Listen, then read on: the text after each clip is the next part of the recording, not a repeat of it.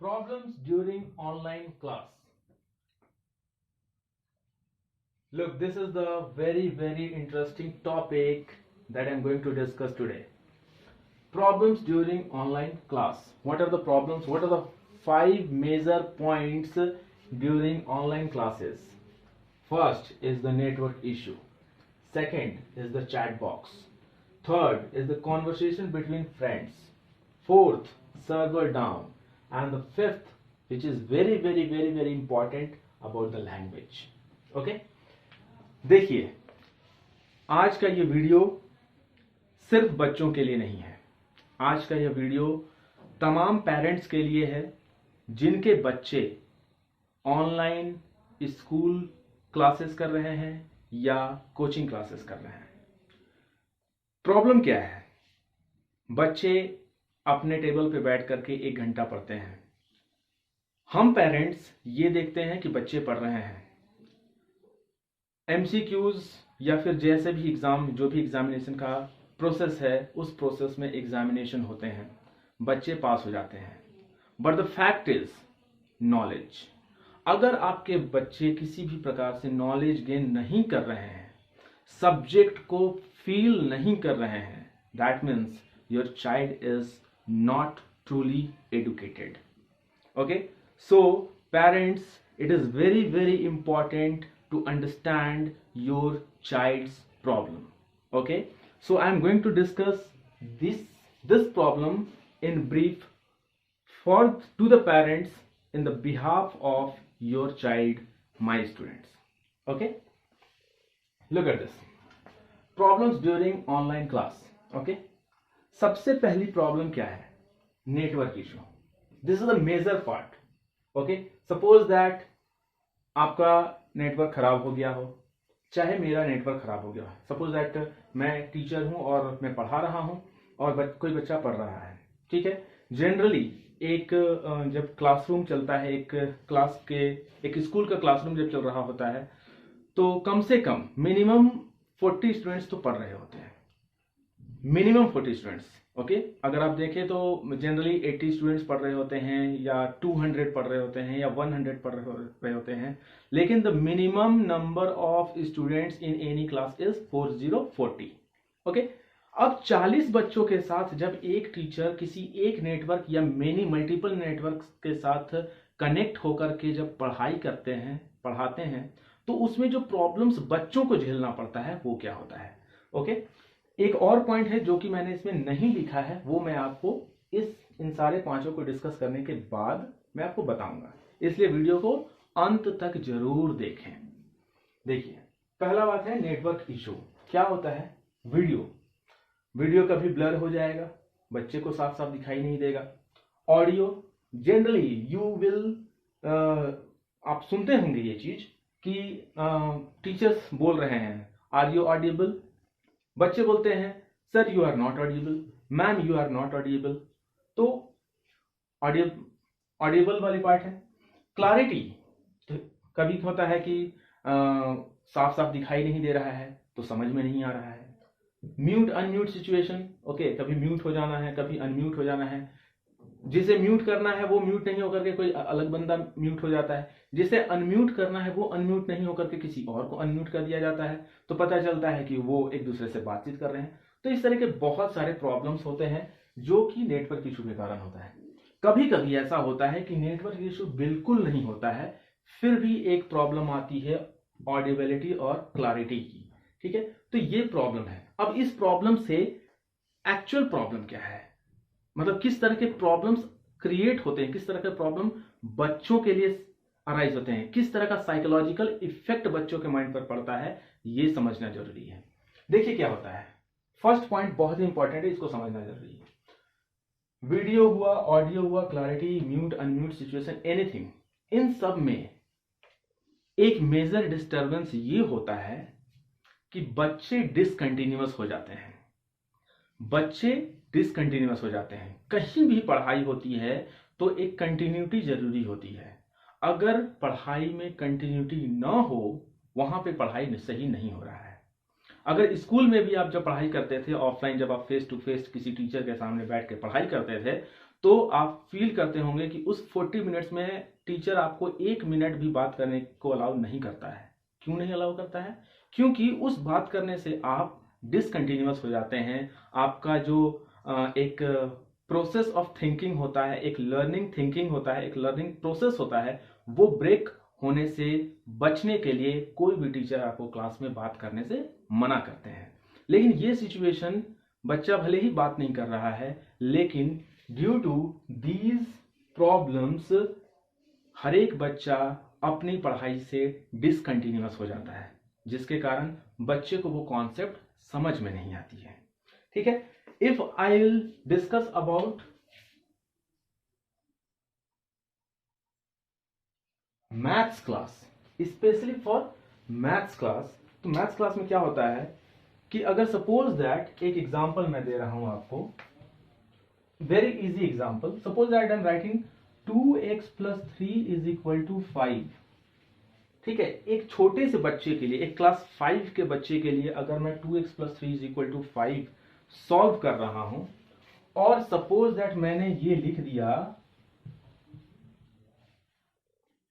बच्चे को थोड़ी देर के लिए समझ में नहीं आएगा। I am discussing for class 5 student. x = 1 उसे डायरेक्ट समझ में नहीं आएगा। कैसे आया? अब x = 1, सपोज दैट सिचुएशन को समझिएगा, मैं सिचुएशन समझा रहा हूं। x = 1 सपोज दैट यहां आया है, x = 1 सपोज दैट यहां आया है, लेकिन कैसे आया है? ये सब करने के बाद आया है। 2x = 5 - 3 = 2, 2x = 2, x = 2/2, 2 1 जा 2, 2 1 जा 2 = 1, therefore x = 1। सबको समझ में आ गया होगा। अब किसी क्लास 5 के बच्चे को भी समझ में आ गया होगा कि हाँ ऐसे आया। But the situation is here, due to network issue a student is not able to see or hear this line, this line, this line, this line. Due to network issue, if any student is not able to see or hear these 3 lines, how can he or she understand the value x = 1 from this question? ये main problem है। आप problem समझे? Problem क्या है कि बच्चे के लिए ये सारे जो स्टेप्स हैं वो स्किप हो गए, और जिसके कारण बच्चे को ये क्वेश्चन ही समझ में नहीं आया। यही प्रॉब्लम होती है नेटवर्क इशू के कारण। बच्चे थोड़ी देर बाद बोलते हैं कि क्या सर पढ़ाए, कुछ समझ ही में नहीं आया, सर ने तो पूरा पढ़ाया, बट प्रॉब्लम क्या हुआ? Due to network issue, due to video clarity, due to audio clarity, due to mute unmute situation, बच्चे कुछ स्टेप्स मिस कर जाते हैं और पता ही नहीं चलता है उन्हें कि हुआ क्या। तो ये है मेन मेजर प्रॉब्लम। ओके, देखिए मैं दोनों बोल रहा हूं, मेन एंड मेजर प्रॉब्लम, बहुत बड़ा प्रॉब्लम है ये। तो ये चीज होगी। Second point, chat box. ये अपने आप में बहुत बड़ा डिस्टर्बिंग एलिमेंट है। चैट बॉक्स, बच्चे कुछ टाइप करते हैं, हम टीचर्स को लगता है कि बच्चे कुछ पूछ रहे हैं, लेकिन पता चलता है कि उसमें बच्चे कुछ फनी इमोजी भेज रहे हैं या फिर कुछ भी ऐसे ही रहता है। तो उसमें भी टाइम लैप्स करता है कि अगर मान लीजिए कि मुझे